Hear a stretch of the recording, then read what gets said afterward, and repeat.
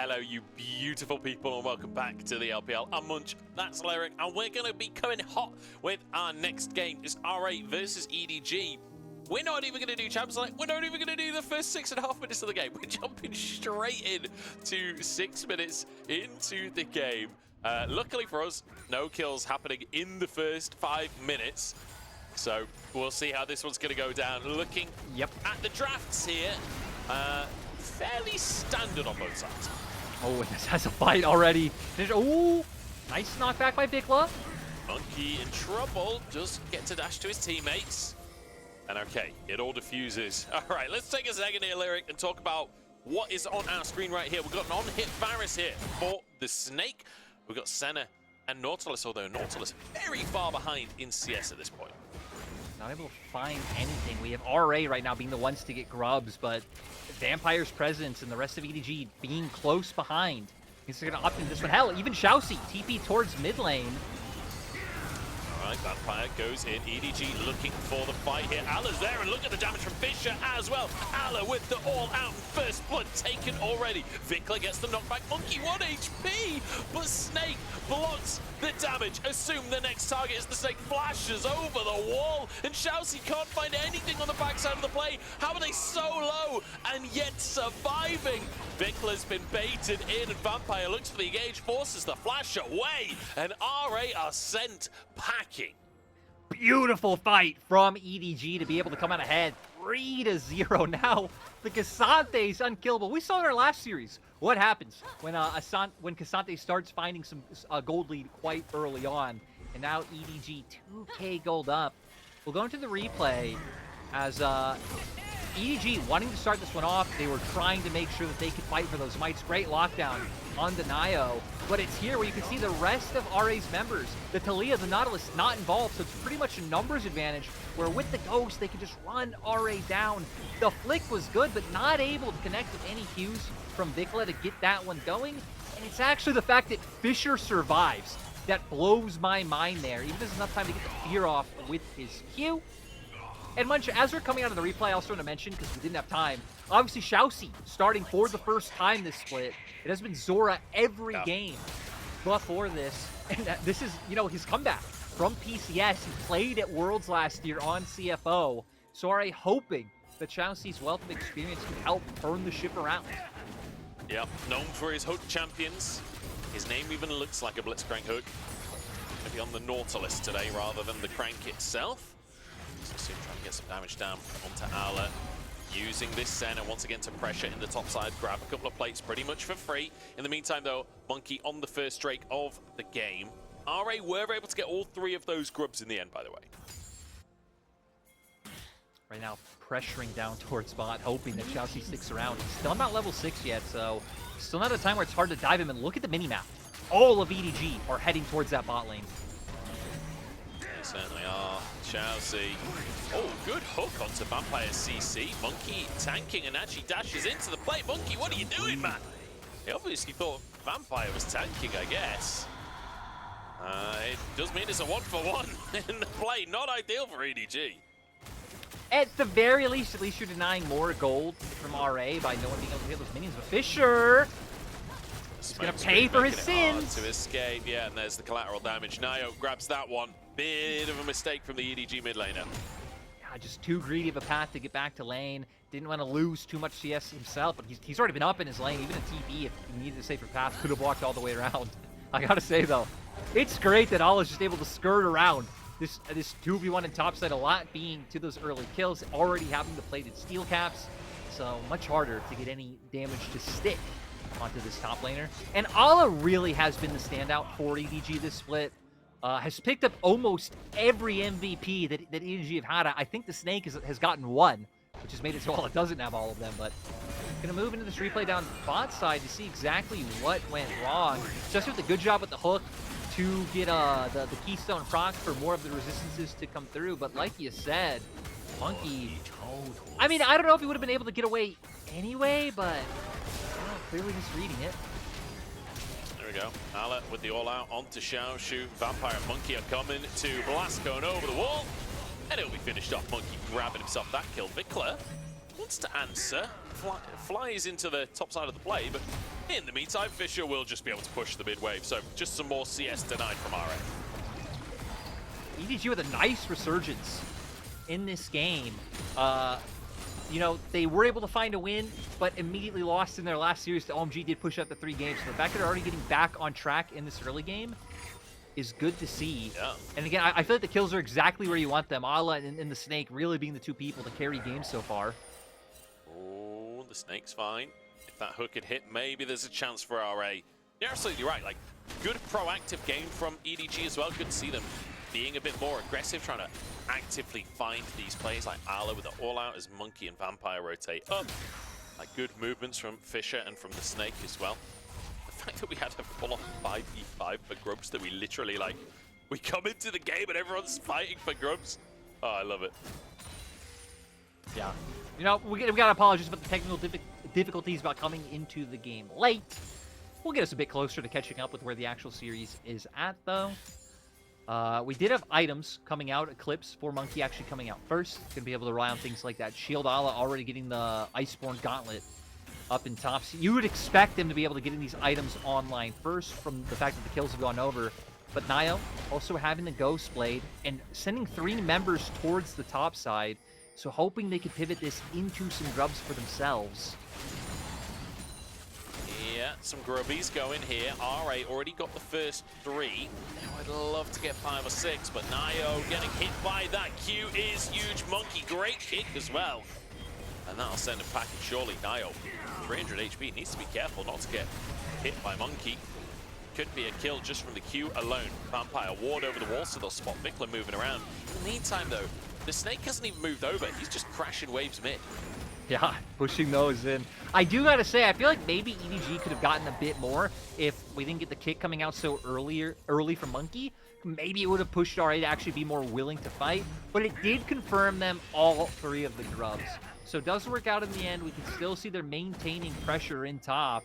I mean, huge CS advantage for the Snake over Xiaoxu, who is, you know, his counterpart, which you would expect, but I think getting a lot more than RA would have otherwise hoped.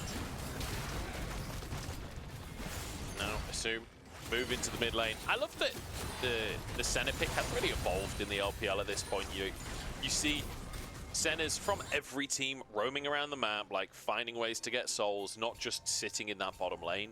Quite often now we are just seeing the tank support left alone in the bottom side to farm, which is definitely the better way to play center, looking for those souls regardless of where they are on the map.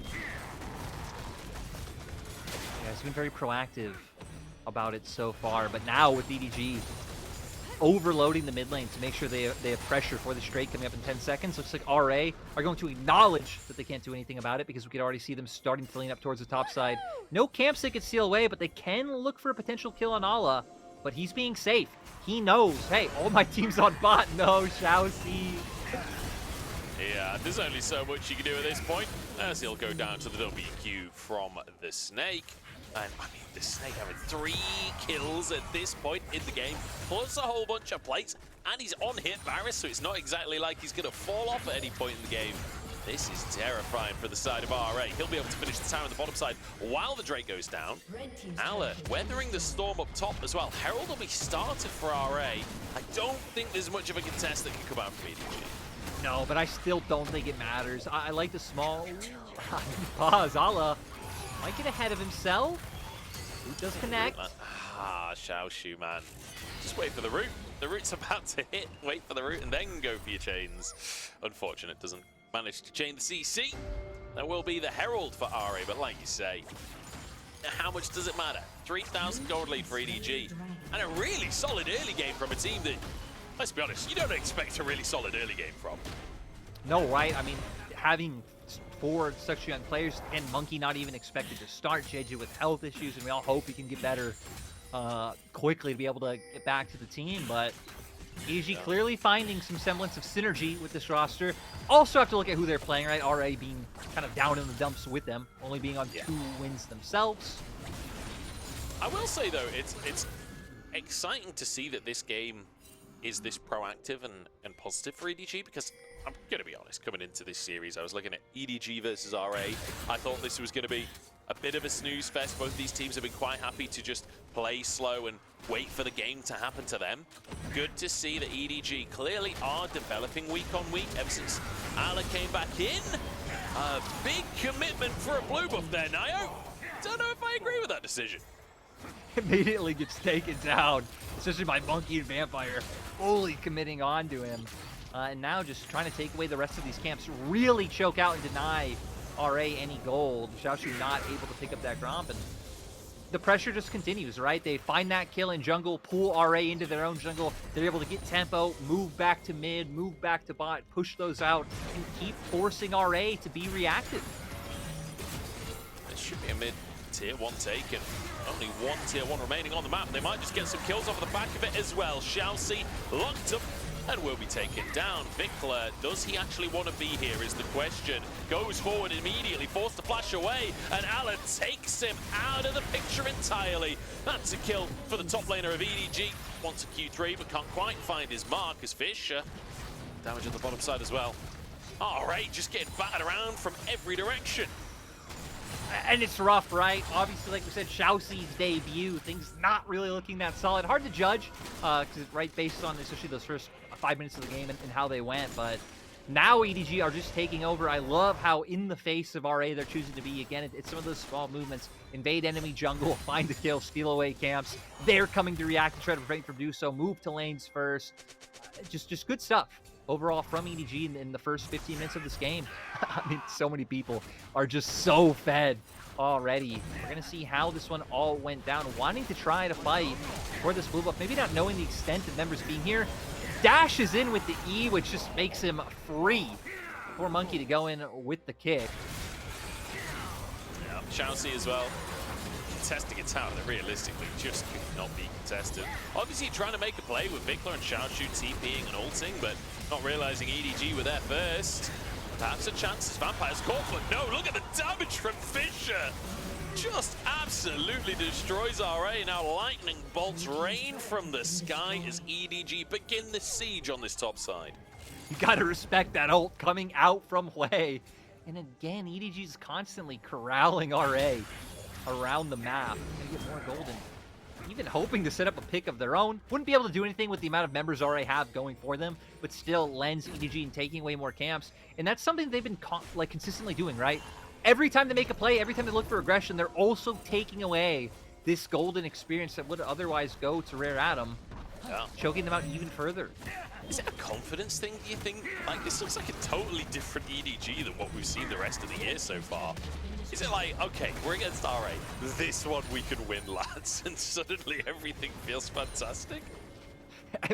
It's hard to say, right? It's hard to say without like seeing some of the inner workings behind EDG. But hey, EDG are a team who put out those inner workings in video content. So I'm sure we'll get an answer quite soon as we see now. I mean, the pincer movement coming through with Vampire coming from behind.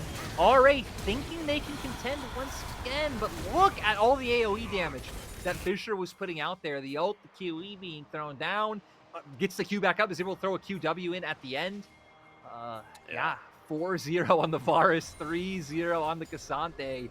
2 items apiece, a full item ahead of both of their counterparts. Dude, look at this Cassante and tell me who the hell at RA kills him. Who the hell is ever killing out of this game?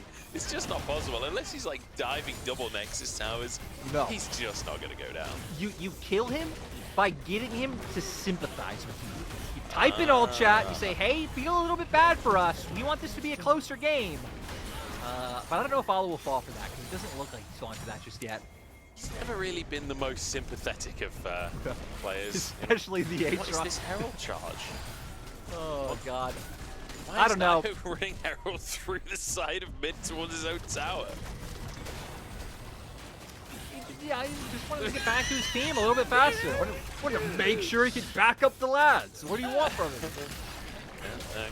Herald taxi service comes up clutch once again. Oh dear. All right. What are we going to do with you, eh? Which is sad, because RA been another team where it's like Assum, Xiaoxu especially, Naiyou, like, these guys have had some good moments in their games, but never really able to chain them together. Their team fighting, this game especially, really looked rough. I mean, Like, Xiaoxu especially has been kind of my...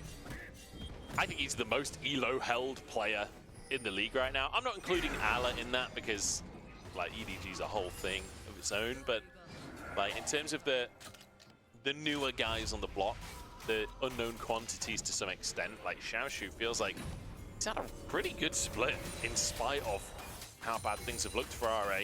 This game, not a great example of that, but overall. And assuming that this goes, you know, the way it's looking so far with the 7K Gold League, with EDG already on soul point, they're starting up there, and like, I was kind of hoping Xiaoxu coming in would be the thing to change it, because he should have the experience to be able to get this team on the same page with some calls.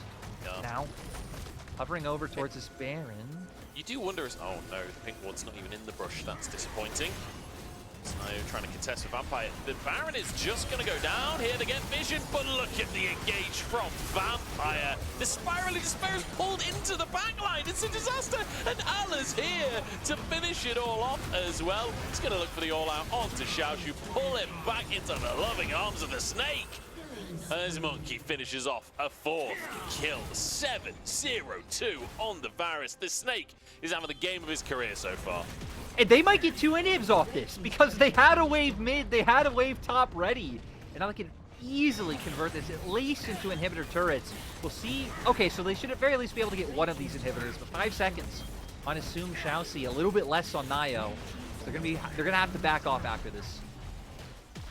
Where has this team been all year?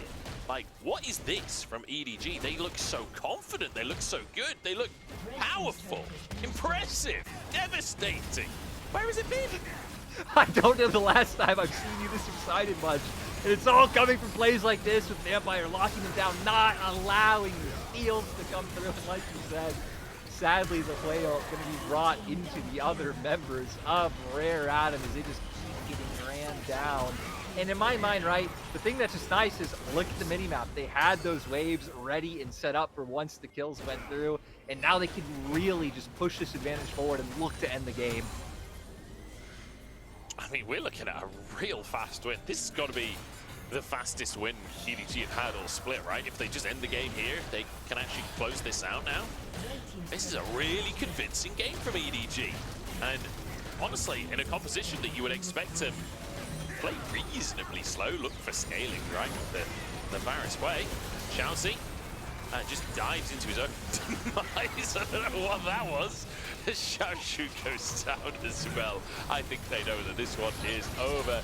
EDG. Wow.